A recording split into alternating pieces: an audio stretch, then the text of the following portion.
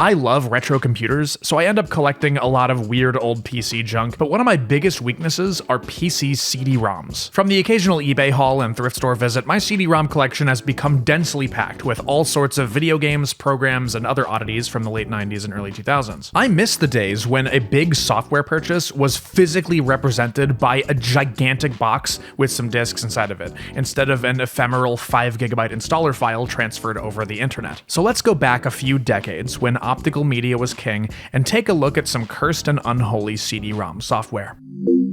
So, for compatibility's sake, I'll be using my period-accurate 2005 Windows XP rig for this video. No emulation, no virtual machines, this is the real deal. As for the CD-ROMs, we're starting off with the least cursed and getting more ridiculous as we go. So let's take a look at Nickelodeon Toon Twister 3D, released by Scholastic in 2003. If seeing physical media being used on period-accurate hardware doesn't bring you immense satisfaction, you and I are not friends, I don't even know you. The auto run runs the installer, which has a delightful bit of music. Watching an install shield wizard crawl is peak nostalgia for me. The install shield wizard is complete, the game is installed, and apparently so is QuickTime. So let's boot it up and see what happens.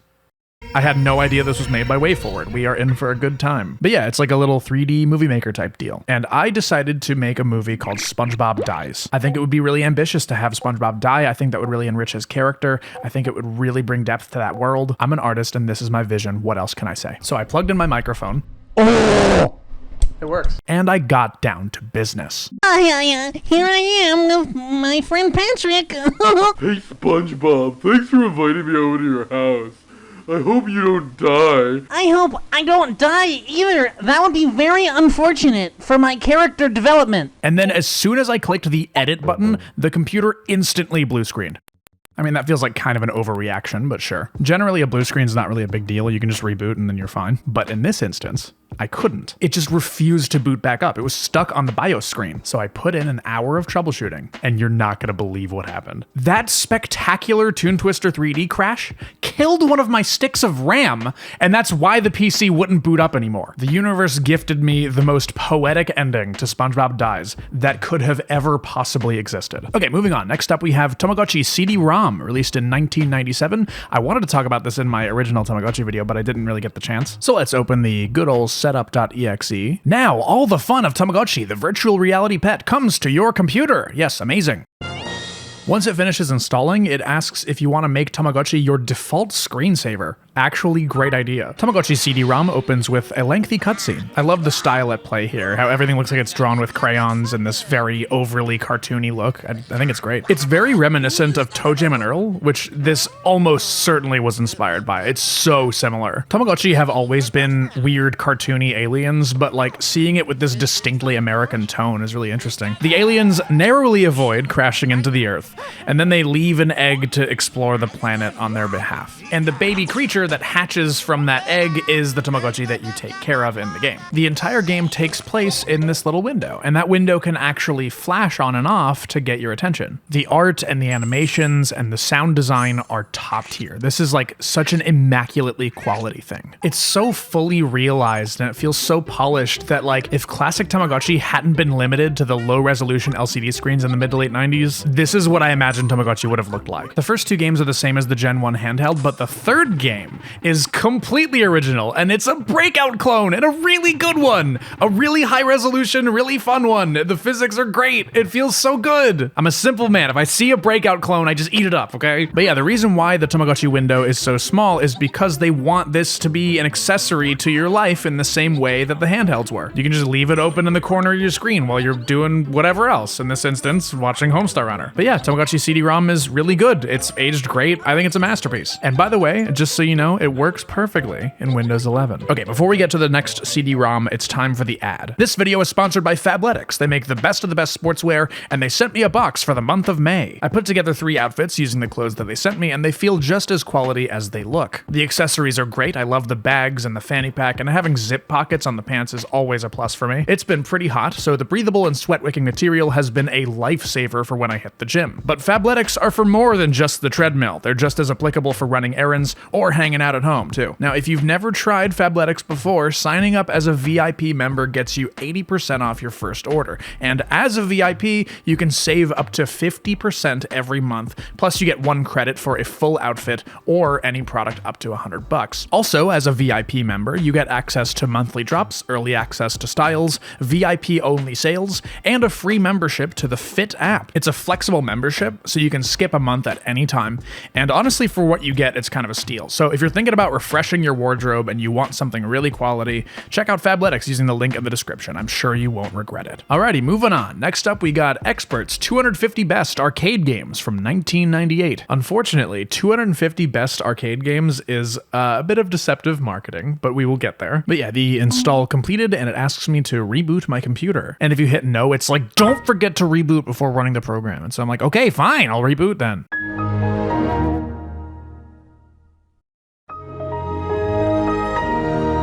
Look, it's Windows XP. I can't just not engage with the nostalgia. So, 250 best arcade games. You have this little browser. Inexplicably, like 80% of the games don't have images. Like, right away, you can just look at this and be like, okay, they put an unfinished product to retail. As far as I could tell, all of the games function, but like more than half of them are for DOS. I'm running Windows XP, which can do DOS mode games. However, DOS games don't show up on my capture for some reason. I assume because it's really low resolution and it doesn't know how to parse it. But yeah, anyway, for an arcade collection, it hits all of the notes you'd expect. It's got a Pac-Man clone, it's got a clone of Dr. Mario, it's got a clone of Tempest, it's got a Lunar Lander type game.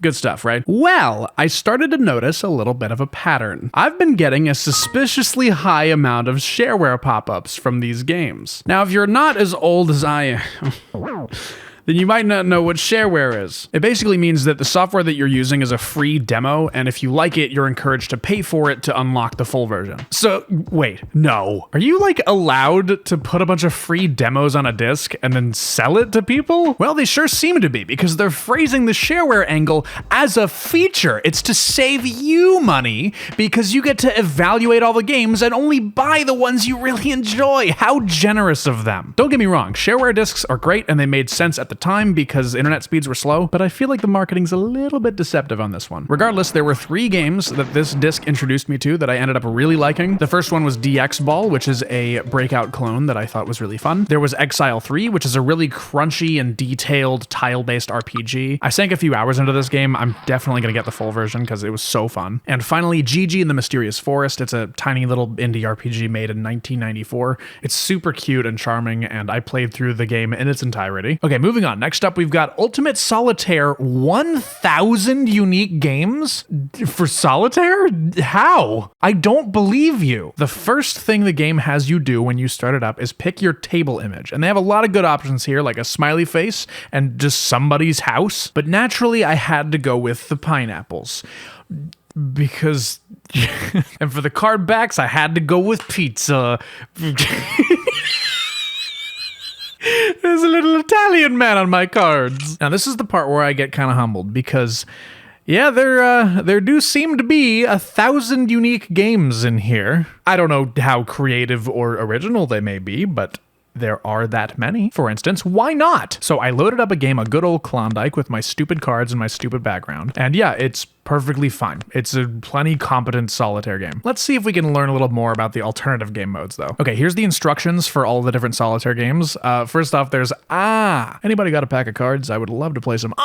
We've also got the old classic Angry German. Would you like a Christmas beetle with your club sandwich? Why, yes, this is the part of the video where we're just gonna laugh at funny names for a minute. We've got options. We've got Daddy Longlegs, we've got Daddy Longlegs 2, we've got Daddy Longlegs 3, and we've got Daddy Longlegs Dad. Answer me this. What separates the Double Downward Men from the Double Downward Boys? And don't even get me started on the Double Downward Supermen. Did you see those turtle graphics, or were you distracted by the unseen Mamma Mia? Okay, sorry, I'm done. Don't mark that as filler on sponsor block. Next up, we have Galaxy of Games from 1998, and it claims to have 50 full-featured original games, so no shareware nonsense like last time. As soon as you pop the disc in, it autoplays this cool intro for Galaxy software.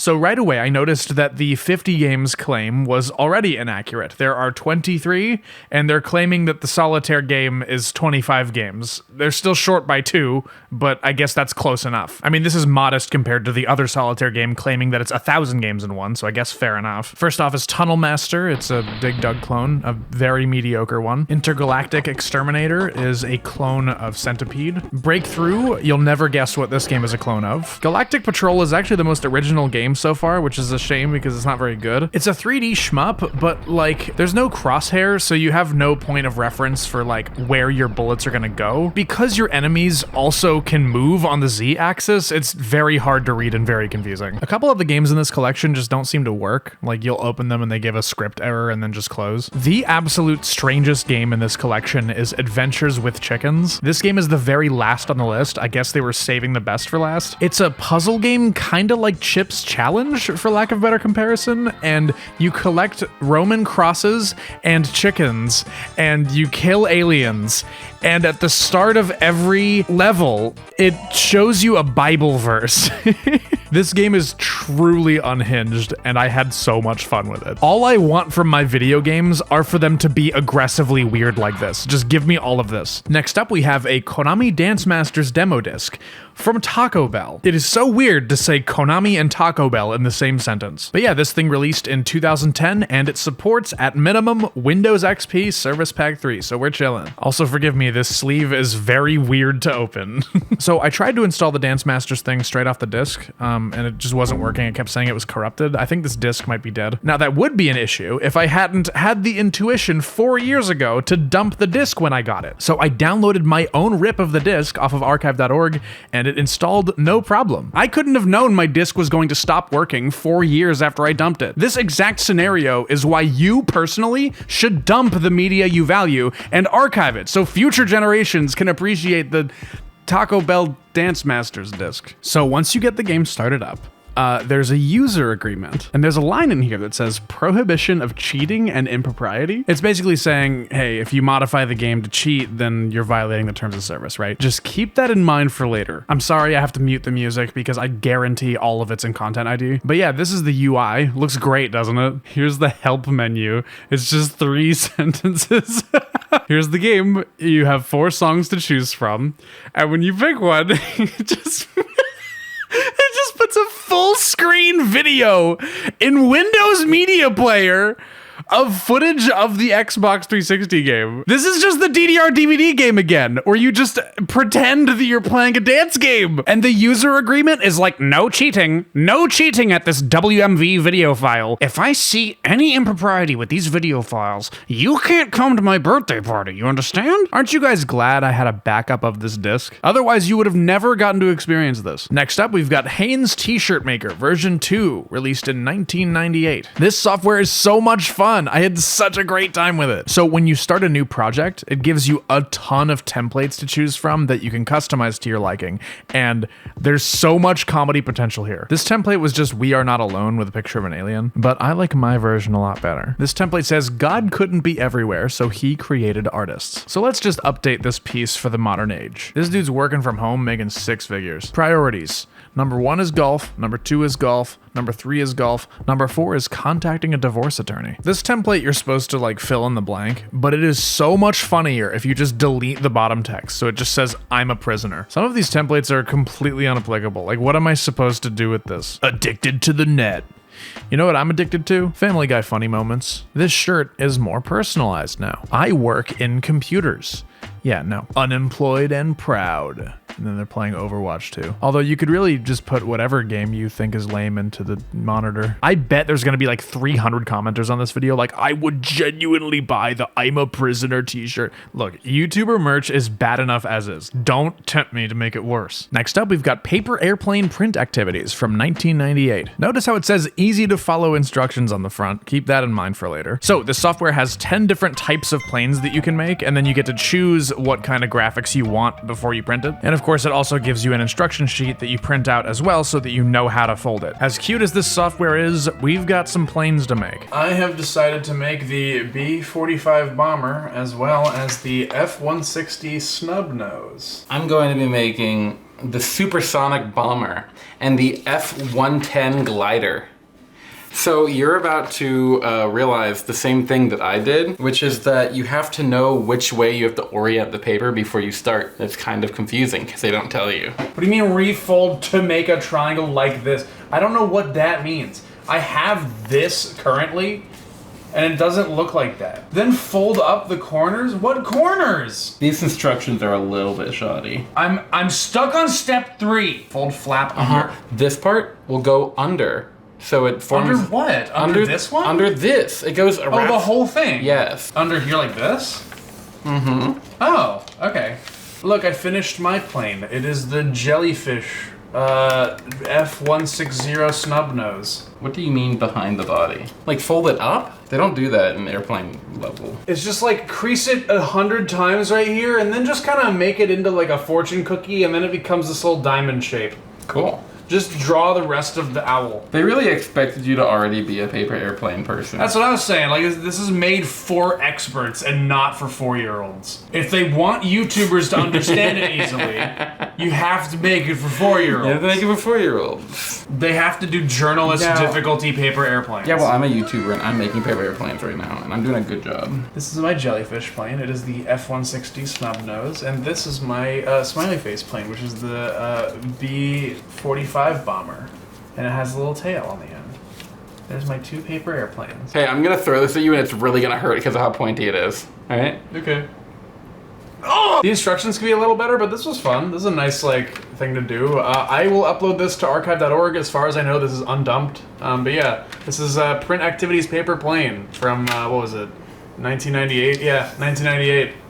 That's pretty cool. Next up, we have Sierra Home Architect from the year 2000. Hopefully, this software will let me build a 3D house like in The Sims. That would be so good. Welcome to Sierra Home Architect, where you can create the home of your dreams. Oh, it's so good. Oh, I already love this. Oh, good. It found my graphics card. That's nice. Oh, okay. Well, it's definitely... It's definitely not supposed to be doing that. 3D graphics may put your computer to the test. Sierra Home Architect may destroy your graphics card from the inside out, actually. But yeah, basically I turned off the 3D hardware acceleration and then everything was fine. But yeah, there's a whole bunch of sample homes in this software that you can walk around in, and it's really, really cool. It feels very PS1. There's a ton of detail involved in this software. You can do like multiple floors, you can do the interior, the exterior, you can change room layouts, you can add in all your own decorations and furniture. This is seriously impressive for the year 2000, like genuinely. So I designed my dream home using Sierra Home Architect. There's 1 bedroom and 23 bathrooms. So when you first enter the home, we really wanted to make a good first impression by starting off in the bathroom. There's a sink right there. You also have 4 doors right away that will lead to the other rooms. If you head into the room to the right, you are greeted with the bathroom. There's a toilet here, as well as a sink and a towel rack. And then if you head into this room here, welcome to the bathroom. This is a sink with a toilet. That one's blocking that door, but you can still go through if you squeeze through. Welcome to the bathroom. We actually had a wizard cast a spell on that cup to make it float ominously. If you head into this room, welcome to the bathroom. There's a toilet and nothing else. If you head into this room, there's a towel in this room. That's another bonus feature there. Welcome to the bathroom. So in this bathroom, we've replaced the toilet with a pool table, but you can still pee on it just like you would if it were a toilet. Welcome to the bathroom. This room has 2 toilets in it. That's for competitive pooping. It's to see who can fire a log out faster. Welcome. Welcome to the bathroom. There's a pinball machine in here. We had the toilet removed to make space for it. And if you take a look in here, welcome to the bathroom. There's some towels blocking the door over there, but hey, you have a sink and a scale as well in this room. Now, this next room has a very special addition. We have a countertop with some flowers and a mirror and some tissues in this bathroom. So this bathroom has a shower tub combo in it. That's going to cost you approximately $300,000. You know, getting lost in your own home, trying to find your bedroom is part of the experience. Oh, there we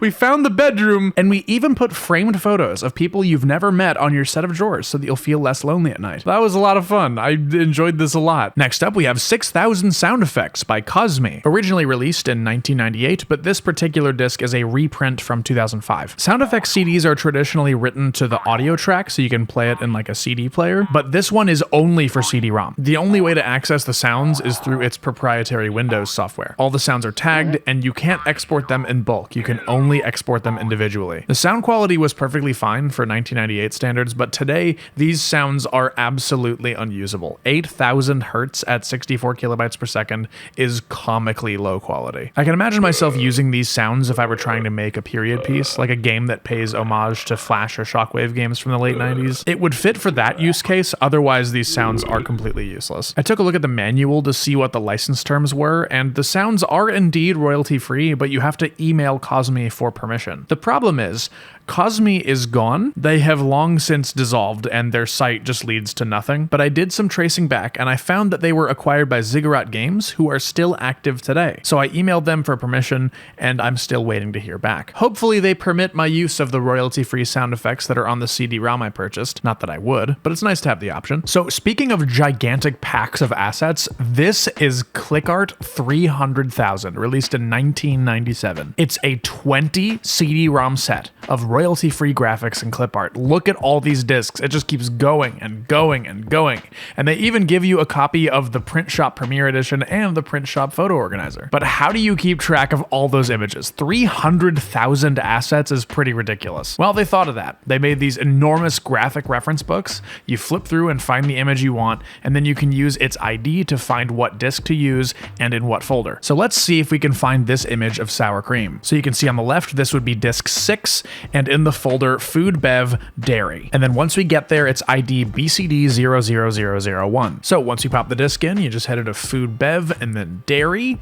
And then we're looking for BCD00001, which is near the bottom right here. It's in a WMF format, which is a vector format, which you just get way more bang for your buck with vectors than rasters, because with rasters, there's a limited number of pixels in an image, but with vectors, you can just zoom it in infinitely. Anyway, we found our sour cream image from the book. Amazing! It is a lot easier to find the image you're looking for if you set Explorer to thumbnail mode. Look at these tacos. They look delicious. I want to eat them. But yeah, I didn't actually have a ton to say about click art. I just think it's really interesting to have such a dense collection of graphical assets from 27 years ago. So this segment I'm going to call, Oh My God, They Still Make These Things. I'm going to show you some CD-ROMs that aren't necessarily interesting enough to talk about on their own, but it's fascinating the fact that they came out within the last decade. This is Maker Fun Factory, Clip Art and Resources. It's a CD-ROM full of clip art for some kind of church group or event or something. I think this requires too much context for it to like have its own segment, but it came out in 2017, and it's crazy that there's still demand for clip art CD-ROMs in 2017. You could just download them. This right here is Amazing Hidden Object Games, Terrifying Tales. Hidden Object games are very conceptually uninteresting. They're like the podcast equivalent of video games. But yeah, this thing released in 2016. This game came out after Undertale. I have another one here called Hidden Object Classic Treasures 2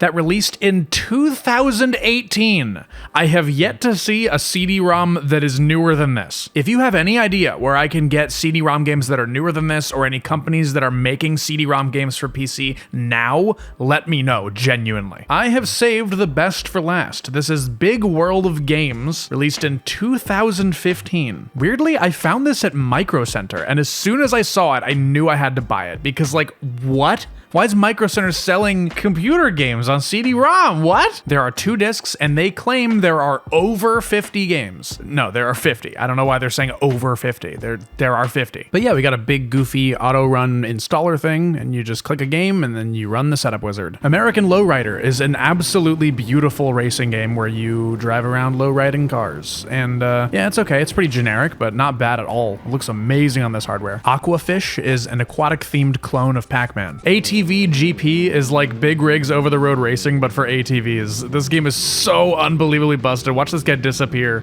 Goodbye, idiot. Look at these cardboard cutouts of people. They didn't even try. The race doesn't end until all of the AI opponents cross the finish line, but they were all stuck on this hill, and so the race couldn't end. So I was just forced to watch these AI players fail to drive up a hill for like 5 minutes until I eventually got bored and force closed the game. Heracles, Battle of the Gods is like a 2.5D clone of Rainbow Island, I guess? Bugmania, it's the same thing as the Lowrider game, but instead of Lowriders, it's Beatles. Kokoto Fun Fair, it's a Rabbids-like shooting gallery minigame collection. It's pretty stylish and pretty good. Kokoto Platform Jumper, literally the exact same thing as the Heracles game, just with a different character. You can't just swap the character and call it a different game, that doesn't count. Kokoto Kart Racer, a very competent clone of Mario Kart. I had a really fun time with this one. They nailed the physics. Crazy Cars is a very low budget clone of Burnout 3, but a really fun one. Like, it hits all the notes that I'd want it to hit. I'm probably gonna play this on my own time. EA, can you stop sniffing your own farts for 1 second and give us what we really want, which is a new Burnout game? Crazy Planes!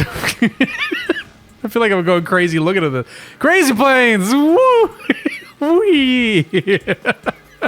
This game is completely unintelligible. I could not tell you what was happening in it. Dino is a very bizarre 3D platformer with just the worst controls ever conceived. I have no idea what my objective is. I have no idea what's going on. Dino Speedboat. It's a speedboating game featuring Dino. What else do you want from me? Elf Crazy Adventures. A really, really basic 2D platformer. Evolver. It's a nautical themed match 3 game. This game is just called Farm. It's like a farm management game.